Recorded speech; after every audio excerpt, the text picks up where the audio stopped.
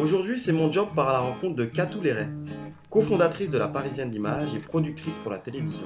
Pendant 7 ans, j'ai produit une émission qui s'appelle Les films faits à la maison, qui était l'émission qui mettait en avant des autoproductions. Et pour vous faire un petit peu l'historique, en février l'année dernière, la chaîne est venue nous voir dans le canal pour nous dire on a envie de faire un programme sur le web.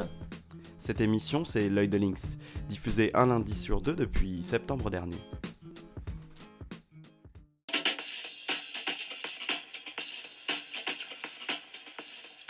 Bienvenue et merci de garder bon pied, bon œil de Lynx en continuant à nous envoyer vos contributions dans lesquelles nous plongeons toujours avec plaisir.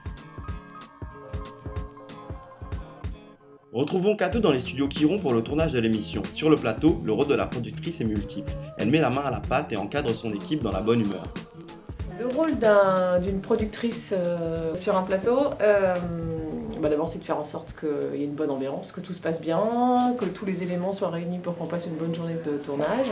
Comme c'était un programme où il n'y a pas un budget énorme, j'ai pas une équipe de régie, j'ai pas 15 décorateurs, j'ai pas une styliste, j'ai pas tout ça, donc on se débrouille avec les assistants, chacun faisant un petit peu le rôle de tout le monde, moi également. Quelquefois il m'arrive aussi de me déguiser en personnage blanc Robert parce qu'on manque de personnel. Il faut savoir que quelquefois, un producteur, quand il n'y a pas de budget, il est petites mains comme les autres et on se part bien et c'est super.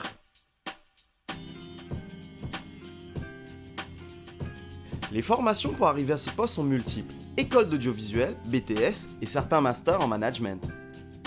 Pour être un bon producteur, d'abord, il faut savoir faire plusieurs choses. C'est un peu un métier de schizophrène, en fait, parce qu'il faut d'abord avoir une maîtrise de la partie artistique, c'est-à-dire pour créer un projet ou un magazine, il faut quand même savoir un petit peu ce qu'on fait au niveau artistique. Il faut savoir gérer des sous, faire un budget, un devis intéressant et convenable pour que tout le monde gagne sa vie et que le diffuseur soit content aussi. Il faut aussi savoir gérer une équipe, parce que si on ne sait pas gérer une équipe, c'est pas la peine d'être producteur.